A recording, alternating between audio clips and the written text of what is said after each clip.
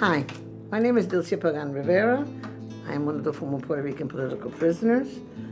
I was a member of the FALN, and I say that with a lot of honesty, and I'm very proud to say that our organization was able to deal with U.S. imperialism and the colonization of Puerto Rico. People say that right now Puerto Rico is a mess. Right now, I live in Loiza, Puerto Rico. I live here for the last 14 years.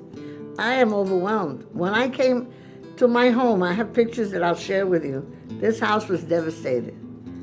I stay with friends that live about a block and a half away from me. When I walked into my home, what you see outside today is just a regrowth.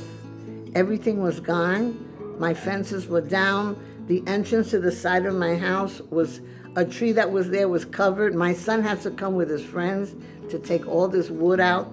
I stood in front of my gate and I said, do I go inside? I had to. This whole house was filled with water. The room behind me I was working that as my art workshop. It was invaded with water. I had to sit for 6 days. I lost most of my tools. If you look behind you, those are my sculptures. I make lanterns and I make masks. I survive on $541 a month from Social Security. I have food stamps. I have friends that help me out, my son when he can, and when I'm able to sell my art.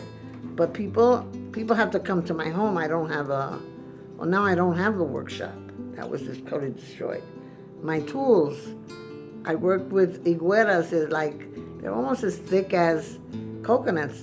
I use the bigger Dremel, that's destroyed. My other Dremel, I have the engraver, the other Dremel, my equipment is gone. I have supplies. I need paint,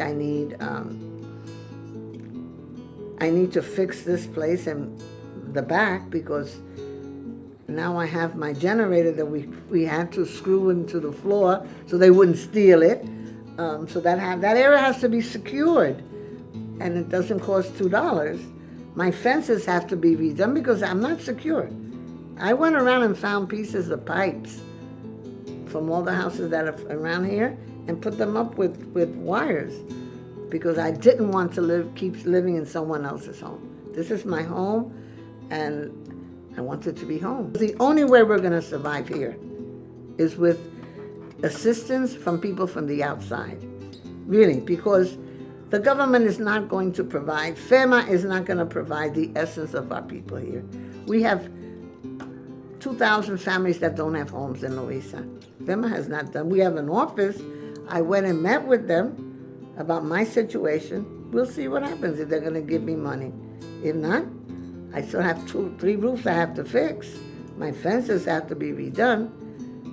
I don't have money, but we will make it happen, absolutely. I need money so that I can create Casa Cacica Loiza.